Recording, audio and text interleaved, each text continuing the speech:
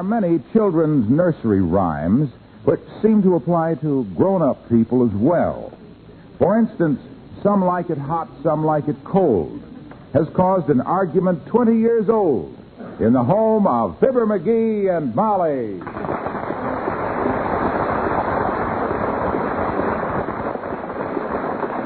McGee, are you tinkering with that thermostat again? I'm not tinkering with it, Molly. I'm turning up the heat. Doggone it, this room's colder than a banker's heart.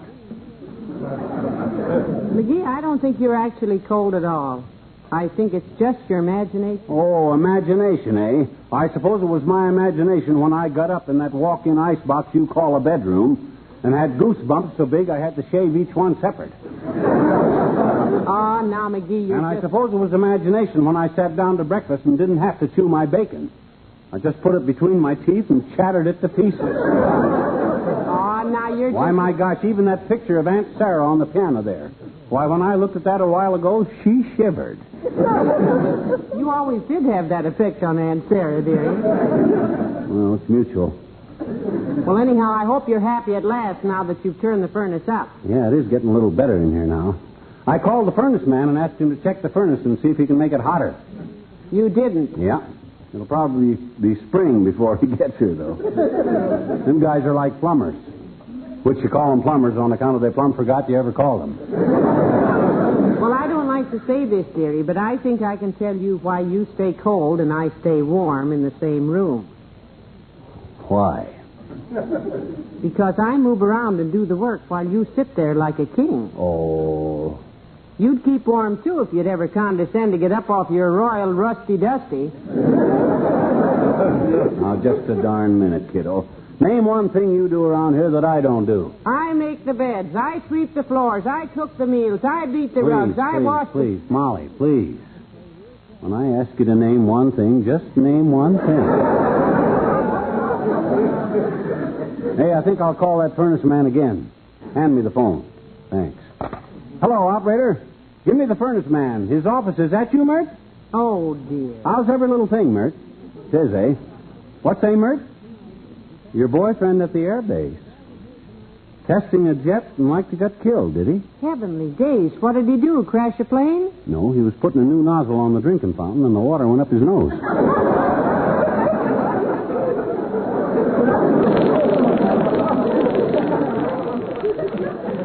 Like to drown it in. What's say, Mert? Oh, okay, I'll hang up. Line's busy. Good.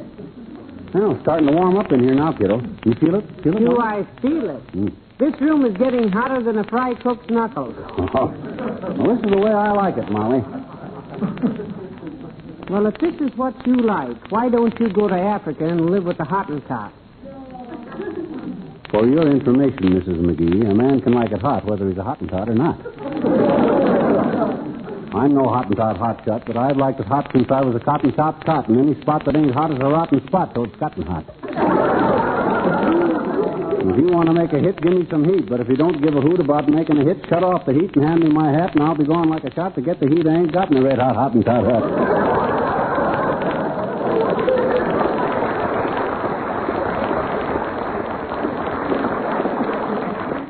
Well, I don't intend to drive you from your home, dearie, but I do maintain it's hot enough in here to steam plants. Oh, Jesus. Whoever this is will probably collapse from the heat in here, but come in.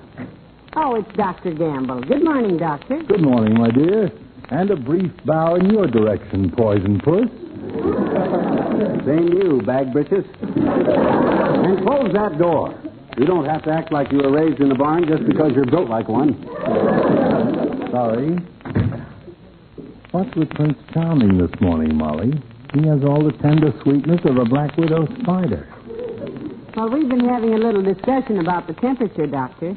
I claim it's too hot in here. And I claim it's exactly right. As usual, you're exactly wrong. It's very hot in here. My first thought when I came in was that you must be growing mushrooms. There, now, you see, McGee? Oh, you can't go by what he says. He's never been cold in his big fat life. There's enough blubber on that blimp to keep him warm in a blizzard. You know, this is a fascinating little character who's leached onto here, Molly. Oh. He'll make a very interesting chapter in a book I'm working on. Oh, really, Doctor? What kind of a book are you writing? Well, it's a collection of my experiences with patients like McGee. Oh? Sort of a horror story. In fact, I'd like to put your picture on the cover, my boy.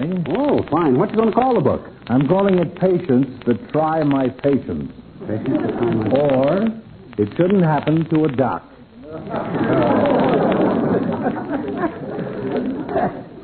That's very funny, Shakespeare. We all thought. On the level, though, Fatso, when you get all your notes down, bring them over and I'll help you write it. Show you how to put it together. You ever write a book? Nope. Then don't tell other people how to do it. You ever have a baby? Of course not. Well, then don't tell other people how to do it.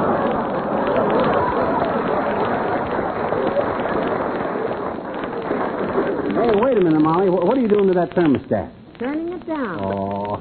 Dr. Gamble agrees with me that it's too hot in here. Yeah, but doggone it, Molly, Doc don't live here and I do. I got a right to be comfortable, hadn't I? My gosh, if a guy can't be comfortable in my own home, where can I go? If there wasn't a lady present, my boy, I could make a suggestion. But you'd probably say it's too cold there, too.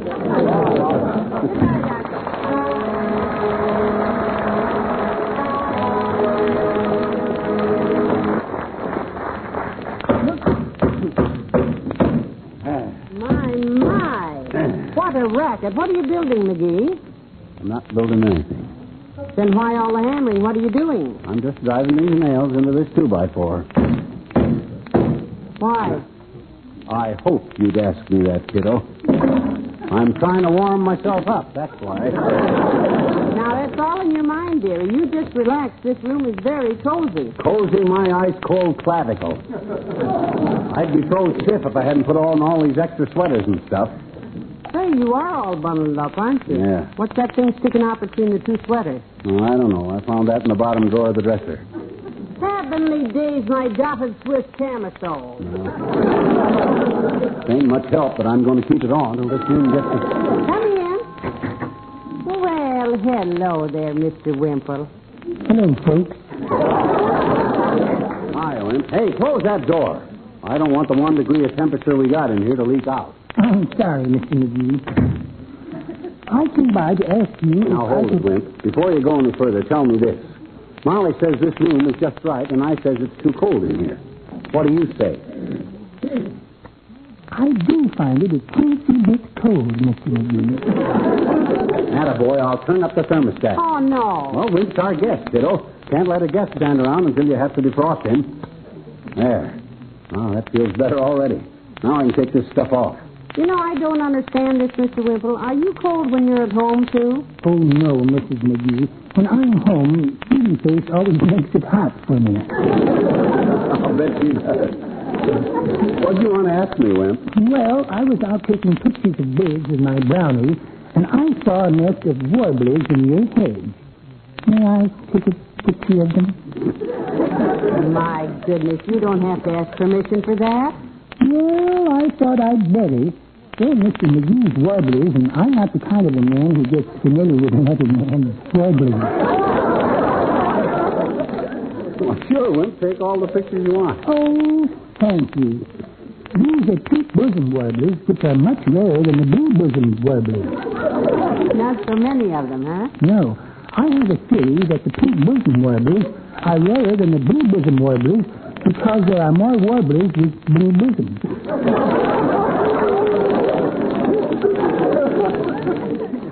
Well, that sounds reasonable. When I first saw them, I whistled the mating call of the pink bosom warbler to see if the mother bird would respond. It goes like this.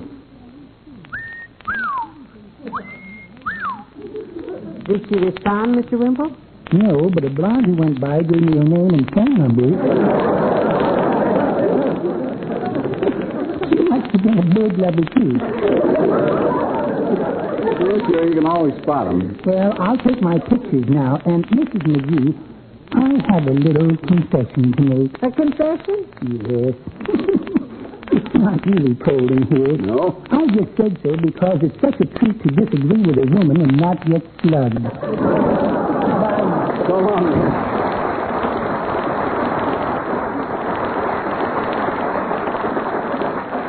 Now, you heard that, McGee. Turn down the furnace. Oh, gee whiz, Molly, don't make me put that camisole back on. It ain't a very good fit anyhow. McGee, turn down the furnace. I'll tell you what. I'll flip a coin for it. Heads, we turn the furnace up some more. Tails, we leave it alone, and then... Turn down that furnace. Okay, but gee whiz, there's no need to get the... Hello, Molly. Hi, pal. Hey, did I hear voices raised in here? You certainly did, Mr. Wilcox. We were just discussing the temperature. Yeah, Molly claims it's too hot in here, Junior. Well, she's absolutely right, pal. This place is like an oven. Thank you, Mr. Wilcox. I'll turn down that thermostat myself. There. Oh, I can feel the blessed relief already. Hand me them sweaters and the camisole. Oh, stop kidding, pal. It's not cold in here. It will be. Every time she fools with that furnace, I start to shiver like a chihuahua in a wet sack. Well, you know, the cold used to bother me, too, till I worked out a system, kids, and I haven't been cold since. Never fails, this system of mine. Great system. Who's going to ask him, you or me? Probably hate myself in 2 minutes, but I'll ask him. What is your system for keeping warm, Junior? Asked little Fibber, placing one hand over his heart and facing toward St. Louis. Well, I'll tell you, pal. When I get chilly, I just close my eyes and think about Pep evaporated milk, that great product that I represent. And right away, I'm covered with a warm glow of pride. I'd rather be covered with my old army overcoat. Well, you just try it, pal. Think about Pep milk. Think of its pure goodness, its double richness. Think hard, pal. I'm concentrating. That's what they do to Pep milk. Concentrated. The double richness by evaporation. You see, ordinary milk, just as it comes from the cow, good, sweet country milk, is about 87% water. Aren't we all? But in the process of evaporation, the Pep people remove more than half that water, leaving just good, double-rich Pep milk. Are you getting warm, pal? McGee, you could warm your hands by the fire in his eyes. Yes, sir. Pep milk's double richness means that you get all the good, rich substances of whole milk, but only half the water. That's why Pet evaporated milk is such a favorite food with housewives. Hey. Look, Milky. Everywhere. Yes, pal. You mean to tell us you keep warm in all kinds of weather just by talking about Pet milk? That's my system, pal. And if that should ever fail, I've got another system in reserve. Yeah? One that's guaranteed to start a big fire. What's that? Not talking about Pet milk. They'd fire me, they'd fire you, they'd fire all of us. See you around.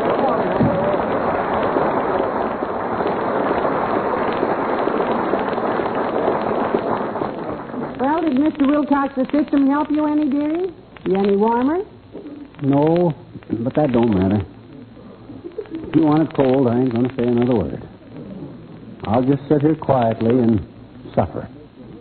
And if I should pass away, that don't matter neither. Just put on my tombstone. Fibber McGee, born 1903, froze in 1951. Now, McGee, you won't get me to turn that furnace up by acting so pitiful. It is not cold in this room. I'll have that chilled steel hammer and them frosty nails and that ice-covered 2x4. Maybe I can whip up a little circulation with them things. Hold it, company. Come in. Well, hello, Mrs. Hello, McGee. Hello, Ollie. Come in. Hi, Ollie. What you building with the hammer and the two miscanting, McGee? Nothing or something silly? Nothing. I'm just trying to warm myself up a little. It's cold in here. Oh, you don't know that it means cold, McGee. No? I remember when I was a young fella in Sweden, I used to go out from the house and the snow was 4 feet deep. The wind blows like 60 and there was ice every place. You know, McGee, it is a little cold in here, ain't it? Yeah, now you're talking, boy. I'll turn up the thermostat. There. No, I remember I'd always go to the Swedish gymnasium and took those steam baths. Yeah. They put me in a tub of boiling water and wrapped me in heavy blankets, and the sweat pours off me by the quart. Yeah, it's funny now. I feel hot. I knew you would, Ollie. I'll turn down the thermostat.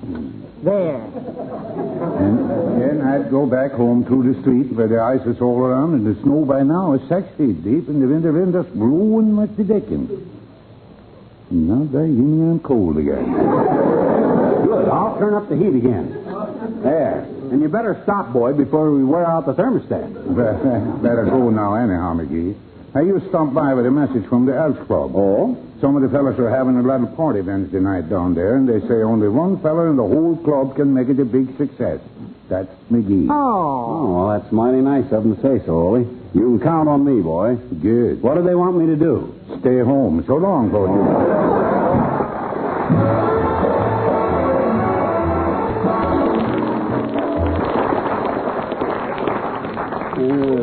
McGee, I'm hot. I'm cold. That's ridiculous. This room is awful. Look, Molly, I'll make a deal with you. You let me turn the heat up some more so I can get warm, and I'll let you open the window so you can get cool. Fair enough? Well, it's worth a try anyhow. Good. That ought to warm it up a little. That ought to cool it off a little. McGee, it isn't even cold outside today. How you can sit here bundled up in 3 sweaters. And a dotted Swiss camisole. And a dotted Swiss camisole with the thermostat. Hold it, Molly. Come in. Oh, hi, old-timer. Hello there, kid. Hello, Mr. Oldtimer. Hi, daughter. Hey, Johnny, what you doing with whatever that little thing is on the wall that you're doing something with there? Huh? Tinkering? Just turning up the furnace, old-timer. Yes, we're planning to repaint the room, Mr. Oldtimer. He's trying to burn the paint off. Oh. Well, that's very interesting, kid. Like I was saying to my girlfriend, Bessie, just this morning, Bessie, I says, put down that ball bat, baby, I says, and don't give me Hey, that... how is Bessie these days, anyhow? Didn't I hear something about you two getting engaged? We sure did, daughter. Yesterday. I went over to Bessie's house and put the ring on her finger myself. Yeah, she like it? Johnny, she was tickled to death. Stood there, smiling at me just as radiated as a bride. You mean radiant? Radiated means something that, sort of spreads out in all directions. That's her, daughter, that's it. Yes, sir, that's my Bessie. No, sir, she's kind of messy. Anyway, kid, that was yesterday. Yeah? Me and Bessie quarreled today. It's all over now. My gosh, you mean to tell me you and Bessie have pooped? Johnny, we have pooped and feuded. Well, kids, my dreamboat of romance drifting along through the rose-colored embers of love's bright flame has hit a clinker. Well, I'm sorry to hear about it. What did you two fight about? No, it all started over nothing, daughter. Most lovers' quarrels do. Over nothing, eh? Absolutely nothing, Johnny. Bessie says, what did you get me for my birthday? And I says, absolutely nothing, and we was off.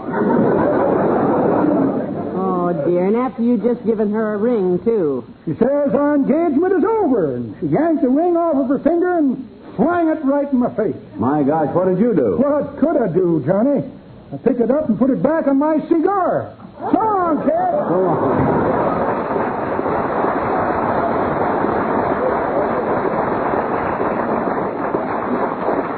Where was I when he came busting in here? Oh, I was cold. I'd better turn this thermostat up some more on account of because... McGee, stop it. Huh? I've had just about enough. You're just making a thing out of this. You're being unreasonable. I'm being unreasonable. I am. Huh. Look, Mrs. McGee, maybe you'd be happier if I just packed my few pitiful belongings and went down to the Elks Club for the winter. At least a man can keep warm down there behind the pool table. That won't be necessary, Mr. McGee. You don't need to trouble yourself. You're the master here. I'm just a woman, that's all. I'll move. Oh, well, gee whiz now, Mom. I'll move clear out. Oh. Out in the garage. Oh. I'll just come in 3 times a day to cook your meals. Now, gee whiz, Mom. You don't have to do that. My gosh, I don't want to argue with you, Tootsie, but... Well, now, let's be fair about this. It is cold in here, ain't it? It is not. It's hotter than... Come in. Furnace man, ma'am. Furnace man. Oh, yes, I believe my husband did call you. I came by this morning, ma'am. There wasn't anybody home, but I got in the basement door all right. You did? This morning? Oh, yes. Good thing I did, too, sir. Main burner was badly shot. The burner was shot? Yes. I had to go downtown to pick up a new one. So, in the meantime, I just disconnected your furnace. You what? Disconnected it? You mean the furnace is off? It's been turned off all day. Oh. But I'll have it fixed in a jiffy now. Hope I didn't inconvenience you. Oh, no. Inconveniences, he says. You made me make a dunce out of myself. That's what you done, Buster. You got me into a big fat argument with my wife. That's what you got me into, a big fat. Well, I didn't know that. Got me making silly threats to move to the Elk Club, wearing a dotted Swiss camisole. Inconveniences, he says.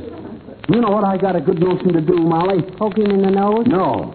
Take you downtown for dinner, baby. Get your hat. We'll stop by the forest, and I'll buy you an orchid. Heavenly days, at last he's warming up.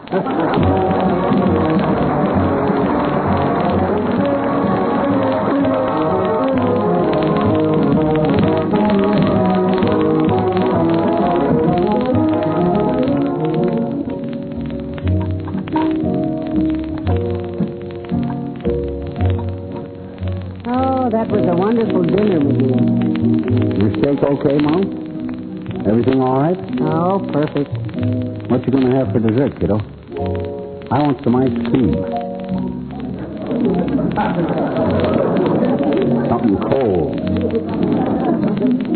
I'd like some mince pie, dearie. Hot mince.